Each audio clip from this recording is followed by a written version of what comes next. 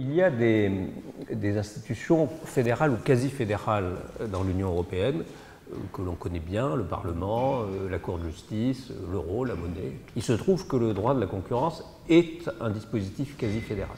D'abord parce que c'est un des rares pouvoirs directs de la Commission européenne, qui n'en a pas tant que ça. Elle a un pouvoir d'initiative en matière législative, mais en tant que pouvoir exécutif, c'est-à-dire capacité d'appliquer les lois et de décider, comme fait un pouvoir exécutif, eh bien, l'application du droit de la concurrence est, je dirais presque, sa compétence principale, c'est la plus visible, et c'est pour cette raison que quand un commissaire à la concurrence est actif, il devient vite une vedette. Ça a été le cas il y a 15 ans pour Mario Monti, et c'est de nouveau le cas pour Madame Vestager, qui fait la une des journaux. Chaque fois qu'elle donne une interview, les gens se précipitent. Pourquoi? Parce que elle est un pouvoir exécutif qui a effectivement du pouvoir.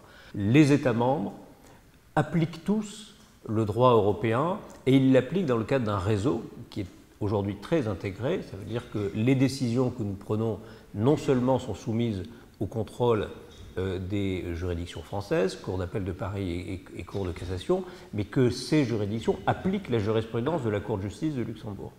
Au stade de l'instruction des dossiers, quand nous instruisons une affaire de cartel, la Commission européenne est au courant de notre enquête, elle est au courant du déclenchement de l'enquête, elle vérifie qu'elle-même n'est pas en train d'instruire le même dossier, elle vérifie que les Allemands ou les Italiens ne sont pas en train d'instruire le même dossier. Si c'est le cas, tout le monde se parle.